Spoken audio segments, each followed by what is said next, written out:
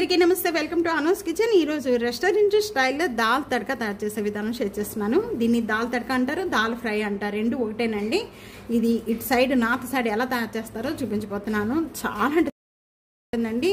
ఇది మనం రోటీలో కానీ, jeera rice, bagara rice, fried rice వీటన్నిటిలో కూడా చాలా అంటే చాలా బాగుంటుందండి. అలాగే ఇప్పటి వరకు నా ఛానల్ని సబ్స్క్రైబ్ చేయని వాళ్ళు సబ్స్క్రైబ్ చేసుకోండి. 1 కప్పు కందిపప్పు తీసుకున్నాను, కుక్కర్లో యాడ్ చేసేస్తున్నాను. 3 times వరకు కూడా ఈ 3-4 times వరకు కూడా బాగా క్లీన్ చేసుకున్న దాంట్లో మనం దేంతో అయితే కందిపప్పు తీసుకున్నామో అదే కప్తో 3 cups అనేది వాటర్ యాడ్ చేస్తున్నానండి. 1/2 tablespoon తీసుకోవాలి. 1 tablespoon ఆయిల్ యాడ్ చేస్తున్నాను. 2 లవంగాలు తీసుకోండి 1 కప్కి. ఇక్కడ 2 లవంగాలు యాడ్ చేసిన వెంటనే ఇంకా మూత ఇక్కడ మనం ఆయిల్ యాడ్ చేయటం వల్ల ఏంటంటే పప్పు ఉడికిన తర్వాత మనకి పైన అనేది పొంగుతుందండి. అలా వాటర్ అనేది రాకుండా ఉంటాక అనేది 4 లేక 5 విజిల్స్ వచ్చే వరకు కూడా కుక్ చేసుకుంటే పప్పు బాగా ఉడికిపోయిందండి. ఇక్కడ నేను 5 విజిల్స్ వచ్చే వరకు కూడా కుక్ చేసుకున్నాను. గుర్తుతో బాగా మెత్తగా మెదుపుకోవాలి. ఈ విధంగా మెత్తగా మెదుపుకున్న పప్పు అంతా కూడా సైడ్ పెట్టేసుకుందాము. దాల్ తడక తయారు చేసుకోవడానికి నేను ఇక్కడ ప్యాన్లో 1 tablespoon గీ యాడ్ చేస్తున్నాను. 1 tablespoon జీరా యాడ్ చేస్తున్నాను. 1 tablespoon ఆవాలు, ఇక్కడ చిన్న చిన్న ముక్కలు కట్ చేసిన వెల్లుల్లిపాయ రెబ్బలు, ఇవి 2 ఏగిపోయిన తర్వాత వెల్లుల్లిపాయ రెబ్బలు యాడ్ చేసేసుకోవాలి. అల్లం ముక్కలు ఇవి కూడా 1 tablespoon అండి.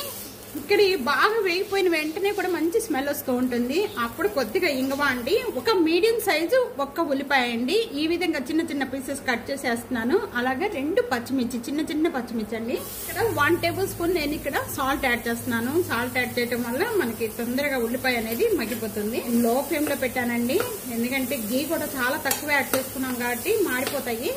1 టమాటా తీసుకున్నాను, చిన్న చిన్న పీసెస్ కట్ చేసిన. ఈ టమాటా కూడా ముక్కలు యాడ్ చేసేస్తున్నాను. హాఫ్ ఇంత వరకు కూడా మగ్గించేసుకోవాలండి.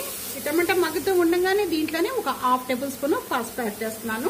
మనం గీ కానీ ఆయిల్ కానీ మీరు తక్కువ తీసుకునేటప్పుడు ఈ విధంగా కొద్దిగా చల్లుకుంటే ఇవి మగ్గిపోతాయి, కింద మాడకుండా ఉంటుంది.